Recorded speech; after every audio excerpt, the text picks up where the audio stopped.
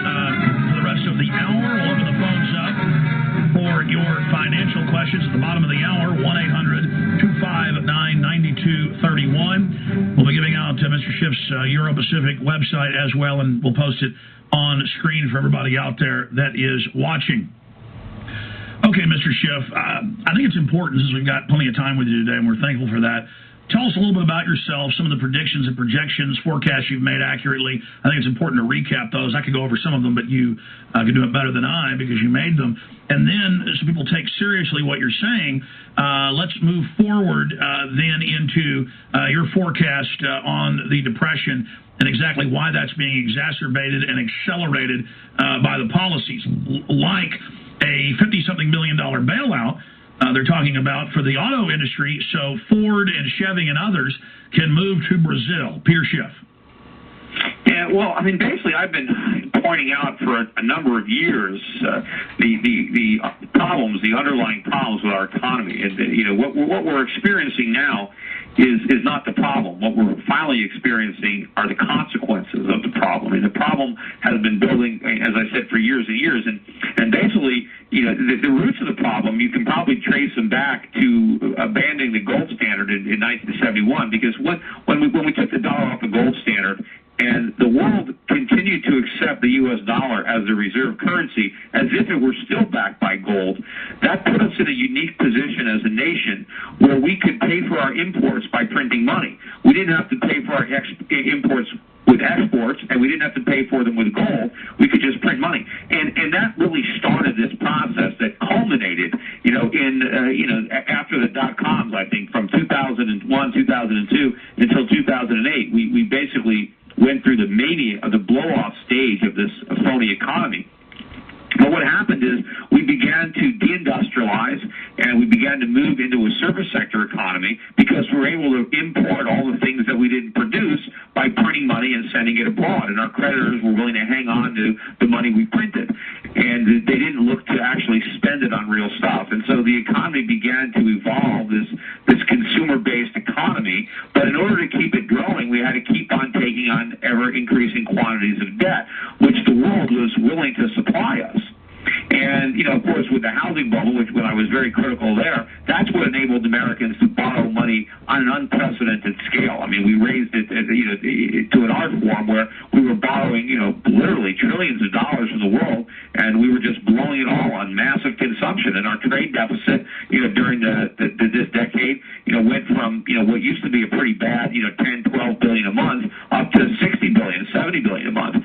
And this was completely unsustainable. And then, you had, half of the income from the S&P 500 was being generated from financial services. And it was all an illusion. And I saw all the risks that were being taken on Wall Street and all the speculation on Main Street. I knew that our whole banking system was a house of cards because I knew that the assets were phony, because the assets were mortgages. And I knew that the people who were borrowing money, there's no way they could pay it back.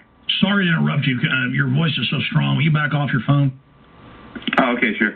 Thank you. Sorry to interrupt you. Absolutely. And then on top of that, the big banks and brokerage firms then took the security-backed assets, the mortgage loans, and sold those as basically good as gold.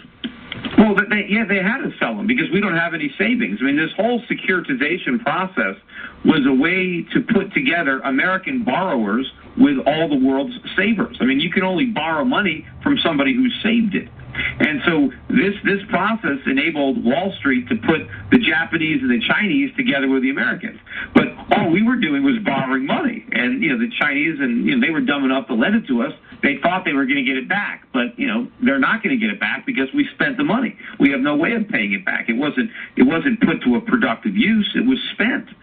But anyway, so I knew that this was going to end badly. This phony credit bubbled economy based on consumer spending and debt was going to collapse, and that's what's begun. Now, when I was warning about it, I was more fearful not of the collapse, but of the things that the government would do to try to interfere with the collapse, to try to reflate the bubble, to try to return us to the consumer spending economy that is the source of our problems. And that is exactly what the government is trying to do. And in so doing, what they're really doing is pouring gasoline on a raging fire, and it is going to, basically engulf the entire country and burn it to the ground. And every time the fire gets bigger, they're going to pour more gasoline on it. What we need, the only way that America is going to get back on the right track, is to have consumers stop spending. We need to rebuild savings.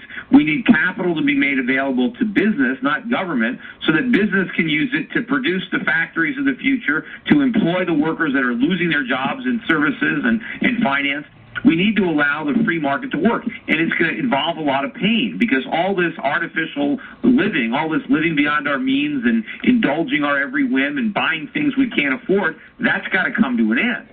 And it's not going to be an easy process. And during the process, asset prices are going to be marked down. Stock prices need to go lower. Real estate prices need to go lower. That's not going to sit well with a lot of people who thought they were going to get rich on asset appreciation, but we need to go back to reality. But what the government is going to do is they're going to prevent all this from happening. They're going to prevent us from getting out of this hole. They're going to dig it deeper. They're trying to encourage more reckless consumption. The entire purpose of the stimulus package and all the bailouts is to keep Americans going to the mall, to keep us reaching for our charge cards, buying more stuff. They want us borrowing more money to buy more houses. They want us borrowing more money to buy more cars.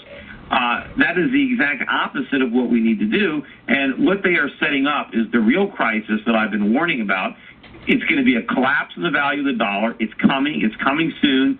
And when the dollar collapses, you're going to see interest rates spiral out of control. You're going to see consumer prices spiraling out of control. And then we're going to be in a real crisis. Because, see, right now, the government is bailing everybody out and easing the pain. But when the bond market collapses, it's the U.S. government that's going to need a bailout, and there's nobody big enough to do it. Peter Schiff, what is the time frame? And I know these are liquid and move back and forth, but most of the experts we talk to, Dr. Paul Craig Roberts and Bob Chapman and the head of the New York Business School and countless others, say that what government is doing is accelerating the time frame and bringing the total collapse, what I call hyper-stagflation, closer to reality. Yeah, I mean, I don't. It's hard to say, exactly timing. I mean, timing is a very difficult thing to do, especially when there's so much irrationality in the world, and there's so much manipulation. There's so many people with vested interests, so you can never know the timing. Look, we had this huge dollar rally in 2008 that bought us a lot of time. I didn't anticipate that we'd have that big dollar rally. Maybe in hindsight, it's something I should have anticipated, because in the short run, it seems like the opposite of what should happen always happens, because the majority of people seem to always get it wrong, and they do the wrong thing, when they initially are confronted with information. But once this dollar rally really loses steam and begins to fall apart, it's going to take on a lot of momentum. And that's starting to happen. See what's happening. Yeah, look at the bond market. I mean, the bond market has been dropping every day this year. In fact, so far, 2009 is the worst year in history for the U.S. bond market. It's the worst year, even though we've only finished 1 month of the year. And if this continues, this could be the beginning of the unraveling. And the worst year in stocks ever. Well, it's the worst January in stocks ever, yes, but it's not the worst year. But it's already the worst year in bonds. I mean, January was worse than any entire year that preceded it. That's how bad it was. Okay, so what's the furthest it can be pushed out until, the layoffs, hundreds of thousands a month, the store shutdowns, and now the bubble in the real estate market is starting to implode. The credit card debt is starting to implode. As all these things combined with the already circling black hole, a year till it's riots in the streets, 2 years? I don't know. I've talked about the potential for riots, and I think that exists, and looting, and I think what would cause that would be shortages of food and blackouts, and I think that it is possible that we will see that because the government is unleashing massive inflation, and ultimately the inflation that they're creating is going to cause surging prices, particularly for things like food and energy. And if the government is going to stick to form, they are going to attack the symptoms and not the disease, which is the rising prices. And the only way governments ever attack rising prices is through price controls, which is what we did in the 1970s. And since we're repeating all the mistakes of the 1930s, I'm sure we'll repeat the mistakes of the 1970s. And if we have price controls, we're going to have shortages. And if we have shortages, we're going to have problems. We're going to have crime. And, of course, I think it's going to come